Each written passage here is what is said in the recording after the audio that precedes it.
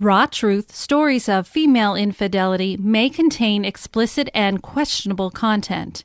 The views and opinions expressed in this podcast are those of the individual podcaster Rebecca Adams and are not based on the advice of a licensed therapist, psychologist, or psychiatrist. Listener discretion is strongly advised.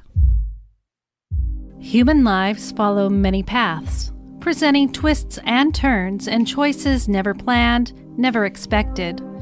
Temptation, anger, depression, and loneliness all can lead a person to a mistake they can't take back. Facing judgment and isolation, a person can feel very alone. These are the voices of women who have chosen to cheat on their spouses or partners. Hear their stories. This is Raw Truth, Stories of Female Infidelity.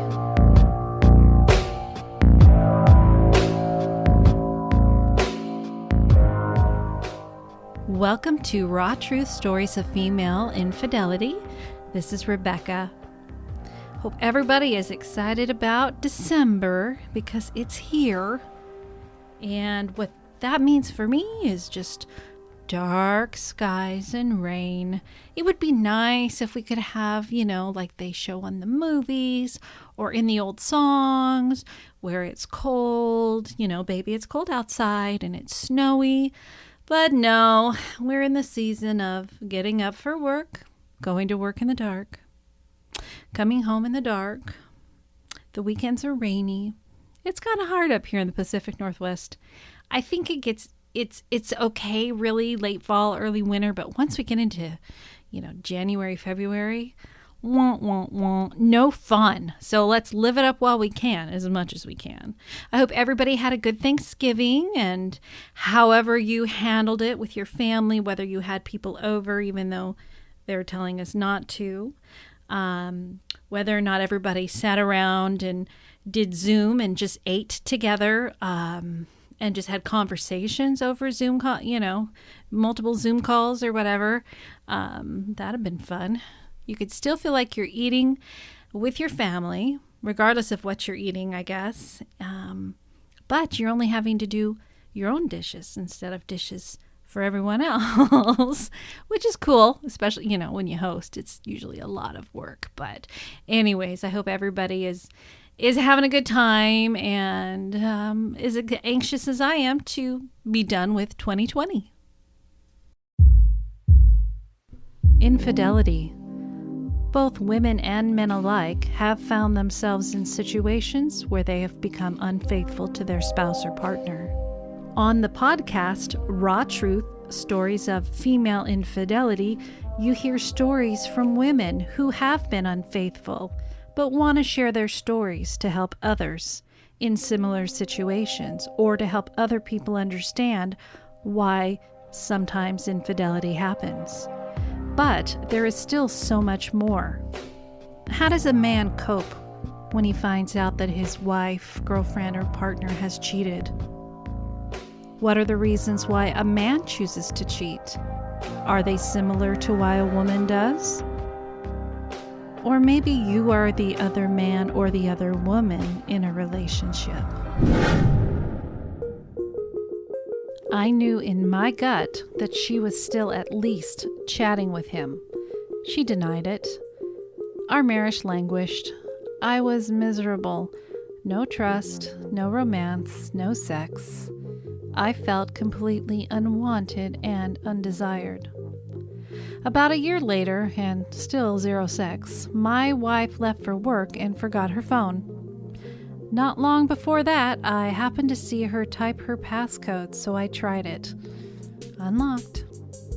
I knew I was invading her privacy, but my gut told me she was hiding something. She was. To hear the rest of this story and other stories like this, please visit the website Raw Truth, Stories of FemaleInfidelity.com and click on the Patreon link.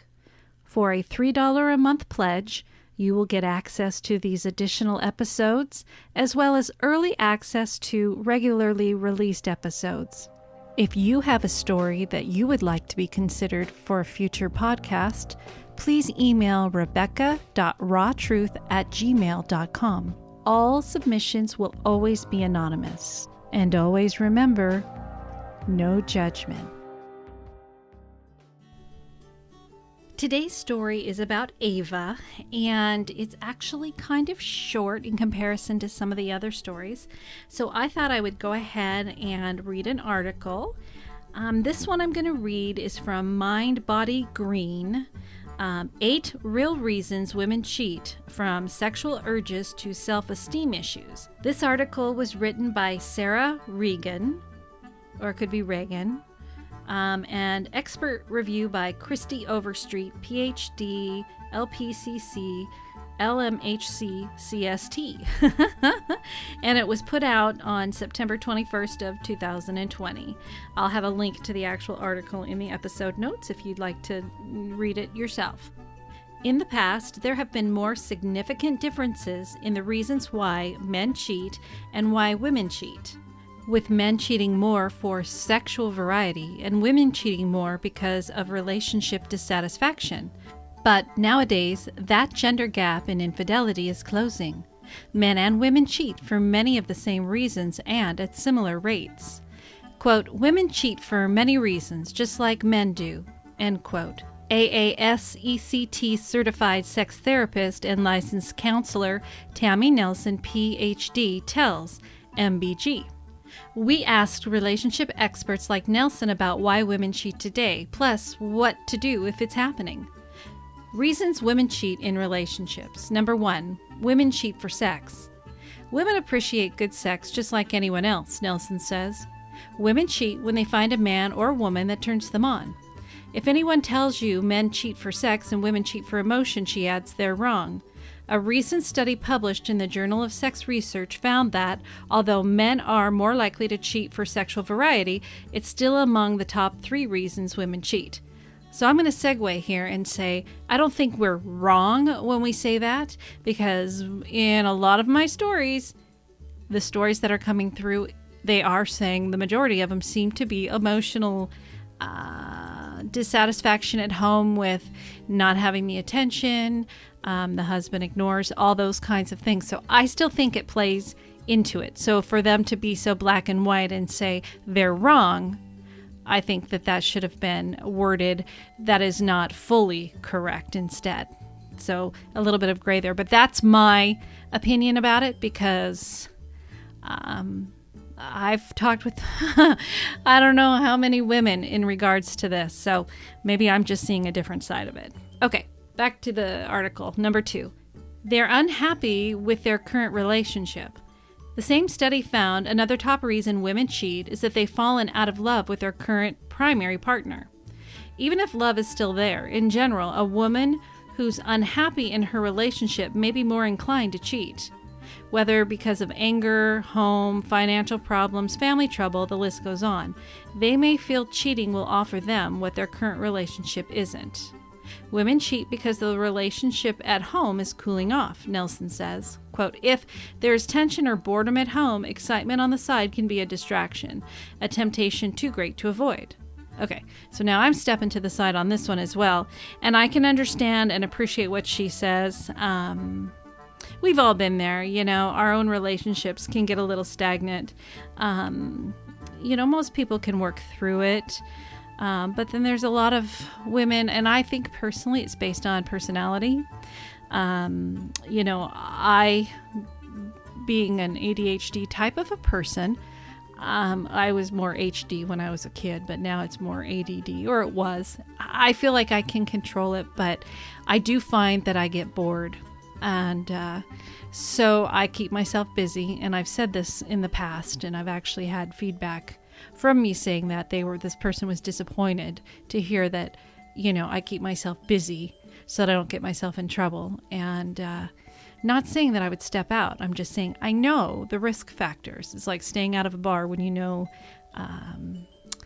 you could drink, those kinds of things. Anyways, when things get boring at home and all of a sudden somebody's giving attention to you that really kind of hits a hot button with you, sometimes is hard to turn away from. And so I know that's how I was years ago. Not anymore. I've learned what to do, what not to do. We all have our weaknesses and our strengths. But I know a lot of women in my stories and other ones that I've talked to off the record have also admitted to things like this. Okay, number 3. It was just a mistake. The third top reason for women cheating, according to the study, it was just situational. Things like being drunk and, quote, not thinking clearly. Quote, everyone makes mistakes. Sometimes affairs happen because of an opportunity, Nelson adds. Quote, women can act impulsively and then regret it. In other words, it's entirely possible there isn't much deeper meaning aside from an opportunity that they weren't able to pass up in the moment. Okay. Number 4, whether it's physical or emotional, ding, ding, ding. I was talking about that earlier. Intimacy is one of those needs that we all want to see met. If a woman isn't feeling intimately fulfilled in her relationship and someone comes along who exhibits that type of intimacy, then there will be an attraction. Some older research has found women tend to have a stronger emotional connection to the new person they're cheating with than the male cheaters do, suggesting romance is part of the equation for women, cheating equation for women. Yes. Number 5, the new person made them feel special. Sometimes people cheat because the new person gave them a new feeling or made them feel like someone else. Quote, women report that an affair lover makes them feel special, sexy, adored, and that attention is hard to ignore, no matter what their spouses are doing at home or what the spouse does at home, Nelson says. Number 6, they're experiencing low self-esteem. Low self-esteem can create a desire for outside validation, psychologist Margaret Paul, PhD, explains. This might be particularly true if the person isn't receiving validation from their current partner, but Paul notes it's really the lack of self-love that can push someone to cheat. Quote, mainly what I've seen, Paul tells MBG, quote, is people cheat when they're not taking responsibility for themselves or taking care of their own feelings. When they don't develop the ability to speak up for themselves in their current relationship, they're abandoning themselves in numerous ways, and because of that, they're needy for outside attention. In this way, she notes, the instance of cheating or an affair may be less about the attention someone gives them and more about the attention they aren't giving themselves. Okay. Number 7, they're using it to numb or cope with difficult feelings. Cheating may also indicate there's something within themselves or the relationship that they're not dealing with. Paul compares cheating to turning to alcohol or drugs, in that people might turn to any of these behaviors as a way to run away from their feelings instead of directly addressing them. Okay, I can understand that. Number 8, they want a breakup or a change. Sometimes people cheat because they want their relationship to end, and cheating seems like an easier way to break it than to directly confront their partner. But Nelson also points out that sometimes people cheat because they want something in their current relationship to change. Quote, women cheat to get out of a marriage or to stay in one, she says. That's interesting. And I know that there are different types of affairs. In my studies here for my coaching that I'm working on becoming a certified infidelity recovery coach, I know that we discuss different types of cheating. You know, there's the addiction, there's the exit cheating too. Okay, so who cheats more, men or women? Research suggests that men are more likely to cheat in committed relationships. One 2016 study suggests that on average, 20% of men have cheated versus 13% of women. Interestingly, women in the 18 to 29 age group actually cheated slightly more than men. Though as the years go on, fewer women cheat while more men cheat, and the gap gets wider over time.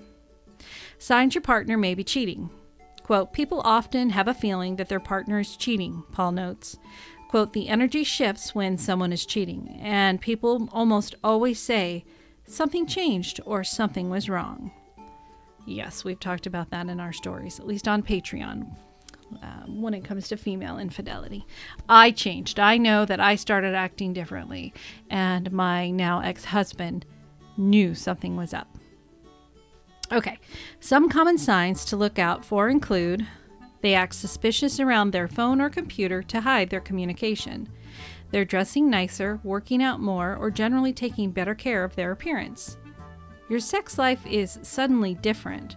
For example, more sex to cover up the cheating, less sex, or new or different sex. They're often out for extended periods of time without warning, working late or dealing with something else that just came up. You often can't get a hold of them when they're out.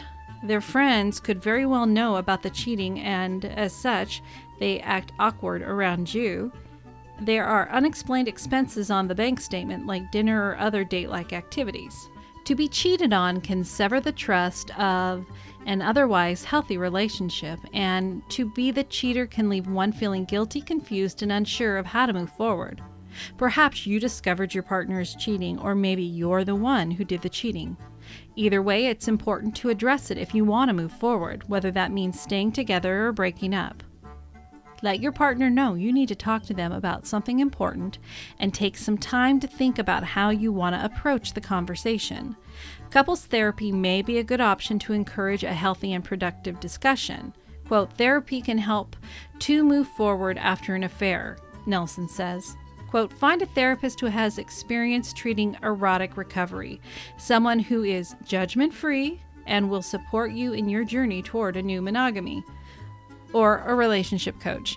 In my training, I've also learned from, and this is coming from a psychologist, a therapist, that coaching focuses more on what are we going to do now, where a lot of times psychologists and therapists might, and this isn't for everybody, but this is what it was, studies had showed, that they're going to look back and find out what it was that caused it more so. So they're focusing on this situation and what brought you to this and what do you think happened here versus, okay, let's figure out as a team how we're going to work forward from here. What are your goals? Those kinds of things. So I guess it just kind of depends on the couple and what they prefer and what their goals are. Let's see here.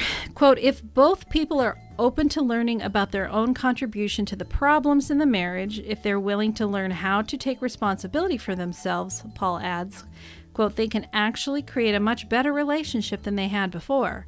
I see over and over again that the relationship can get much, much better when both people open up and deal with what created the dysfunction. But if one partner isn't open to dealing with it, then there's no point. It's not going to get better. Yeah. The bottom line, cheating is, in all honesty, not that uncommon. If it happens in your relationship, that doesn't mean it has to be the end of the road for the two of you. Nelson and Paul both say recovery from cheating is possible and can be well worth it in creating a stronger relationship than you had before. If you're both on board, with time, you can start rebuilding trust so you're stronger than ever. So I kind of liked that article, and, I kept putting in my 2 cents worth and my thoughts about it, which is okay to do. So hopefully I didn't confuse you. But that is my thought on things from my experience with working with people. I know I'm not a professional, and I say that at the very beginning, though I am working towards my coaching program, which is going to get me closer. All right. So now let's move forward and get started with Ava's story. I was adopted at birth by an affluent couple who were unable to have kids of their own. I always had a good relationship with my mom, but my dad and my relationship was more complex. He was quite strict and would make rude comments. We were always butting heads. At 14, they moved us to Europe for a year and uprooted my life at a sensitive age. I left all my friends and my boyfriend, who I loved, for over a year and was in total isolation. I'd say I was quite promiscuous the year I dated, like 7 different boys at my school. I was just acting out because of anger or whatever. I didn't actually have sex until I was 15, and I dated an older boy for 2 years. I got pregnant, and we were planning on keeping it. We were happy and excited, but I had a miscarriage. After that, I went into a deep, dark depression and turned to drinking, drugs, and ended up cheating on him. And towards the end, it was so toxic, I vowed not to be with a man again, and I wanted to start dating women. I dated a woman for a year or so, but never anything serious as far as relationships. And that's when I met the main love of my life. When I met my partner, I was at a very vulnerable part of my life. My grandmother, who was like my mother to me, had just died, and I was a hot mess. At this point, I was also only interested in dating women, so when we met, I explained that to him. I think that intrigued him. He liked a challenge. We hit it off right away and even ended up kissing that night. But I explained I was into this girl and wasn't looking for a relationship. We were just friends for a few months, which turned into friends with benefits, and we were both dating around a lot at this point. He really was unlike anyone I'd ever met, and I was falling in love with him. Emotionally and physically, our chemistry was amazing. We even ended up having 3 and foursomes with different combinations of men and women. When I first met him, his younger brother was with him, and we all ended up hanging out a lot together.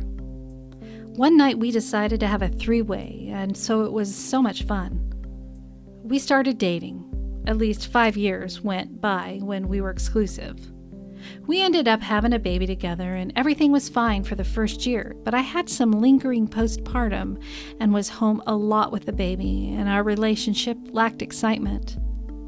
I ended up hooking up with his brother one time without him after all these years. The fact it was a secret and so taboo made it more exciting. I immediately felt regret and guilt, but the excitement was too intoxicating. I was still in love with my baby daddy, so I shut it down. Years and years went by, and I'm still in a relationship and in love. Actually, my biological sister, who I had recently met, ended up hooking up with my boyfriend's brother, and they had a child. Which is beside the point, but still pretty crazy.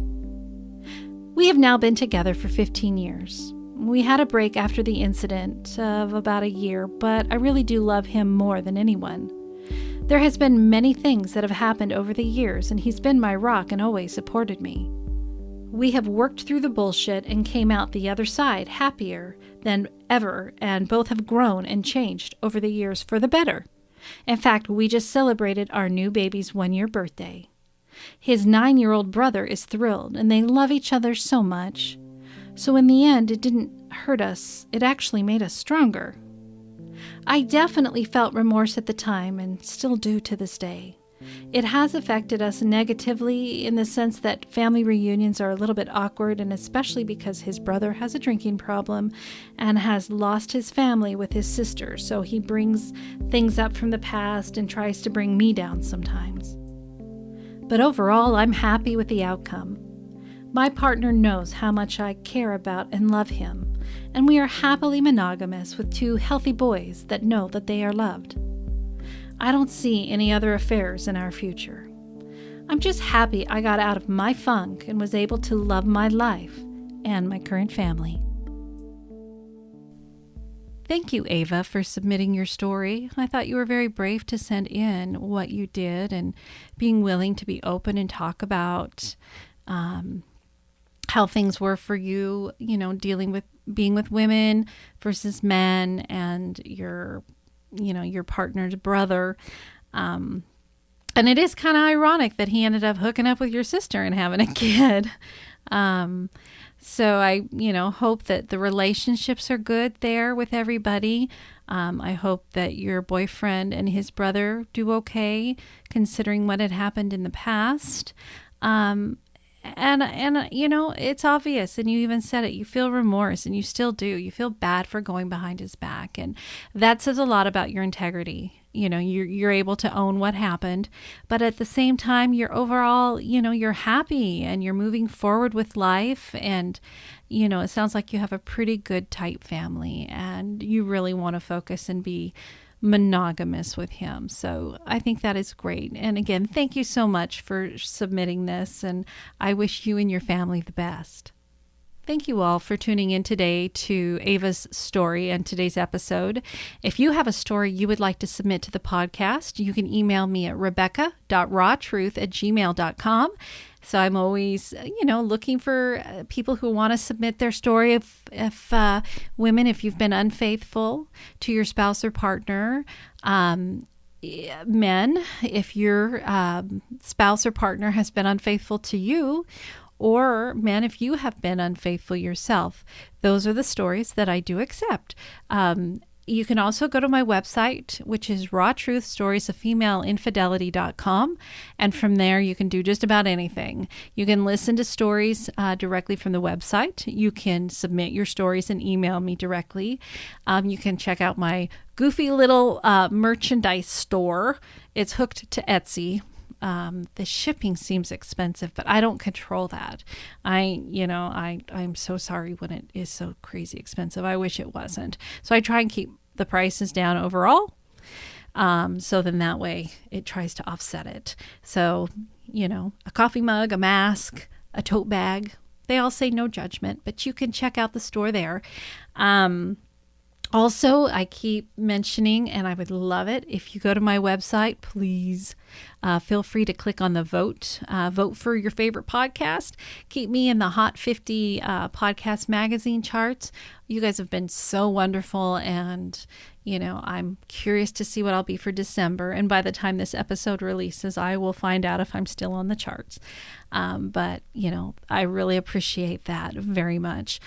Also, through podcasting, I learned that people can find my podcast more easily when, especially on Apple Podcasts, people write reviews and rate the podcast. That just helps my statistics.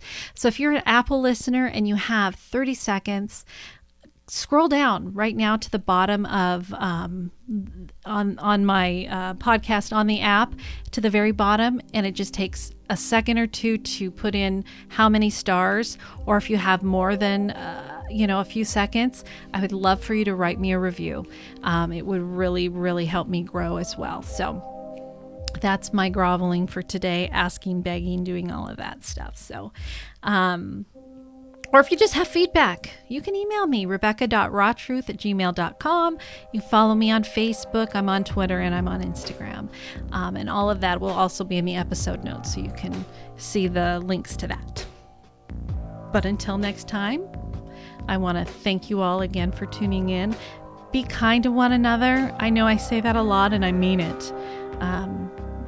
Seek to understand rather than judging.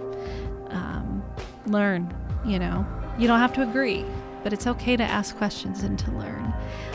Stay healthy. Have fun out there shopping for Christmas presents if you celebrate Christmas, or if you're doing it online like a lot of people are this year. And just remember, no judgment. Goodbye.